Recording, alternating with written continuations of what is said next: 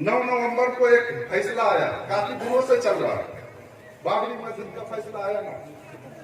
मुसलमान ये साबित करके दिखा दिया हिंदुस्तान पे कि मुसलमान हमेशा अपने देश पे अमन और शांति चाहता है, हमेशा अपने मुल्क की भलाई चाहता है, और कभी भी मुसलमान कोई खलफसार या कोई किस्म का तनाजा या कोई किस्म का अशांति मुसलमान नहीं चाहता है, नहीं चाहता। आज हिंदुस्तान के मुसलमानों ने ये साबित करके दिखा दिया।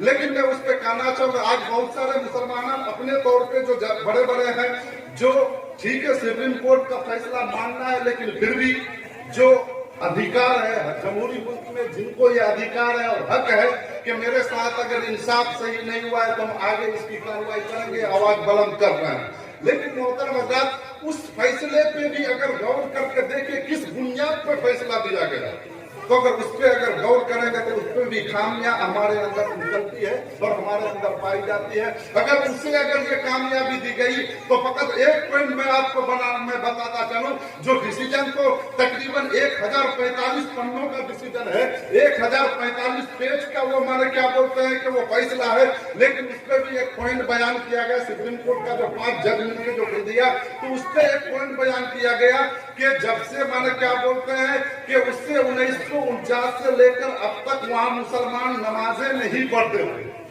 और जो हिंदू धर्म के लोग थे, जो राम जन्मभूमि के जो उसके पक्षकार थे, वो लोग हमेशा जो बाहर को चबूतरा था, हर हाल पे वो लोग वो पूजा और अपना काम, वो धार्मिक काम करते रहे।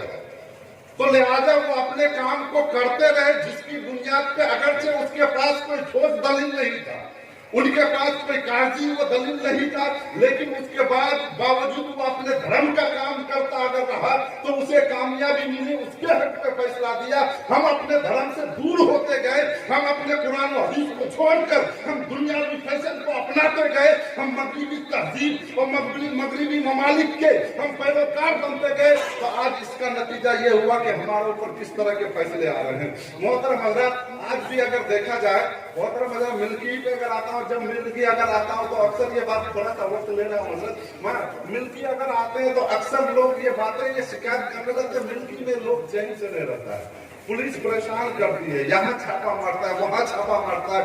हद तो ये है कि अपने धार्मिक कामों को भी करने के लिए मुसलमान छोड़ देते हैं डर के मारे।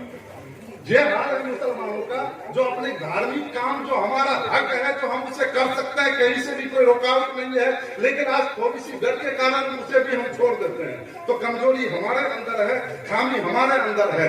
मैं अल्लाह ये कहना चाहूंगा कि आज अगर जितने भी लोगों को अगर पुलिस अगर उठा रही है, क्या कोई अच्छे लोगों को पुलिस उठा रही है? हल्की अच्छे लोगों को नहीं उठा रही है।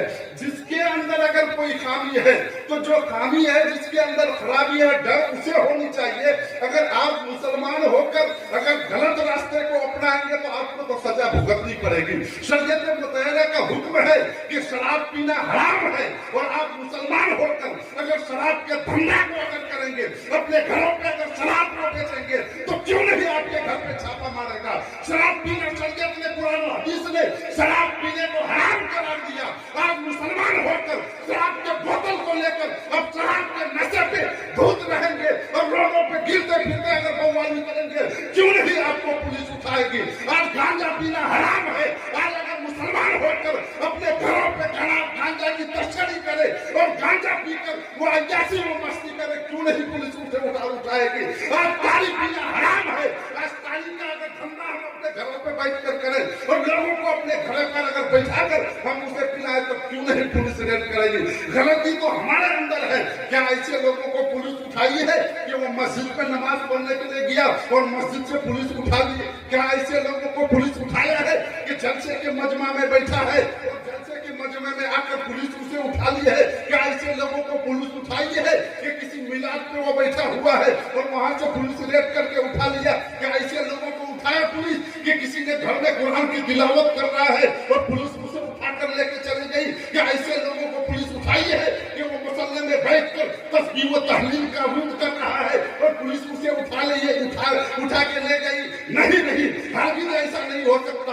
हाँ, हमारे अंदर अगर खामी होगी तो ये यकीनी तौर पे आइन के मुताबिक हमें उसकी सजा मिलेगी। और अगर हम शरीयत के मुताबिक अगर चलेंगे, कुरान और हदीस के मुताबिक अगर चलेंगे, अल्लाह उसके रसूल के फरमान के मुताबिक अगर चलेंगे, तो यकीनी तौर पे दुनिया की कोई ताकत हमारे कुछ बेगा नहीं कर सकता है, कोई हमें मजबूर नहीं कर सकता है।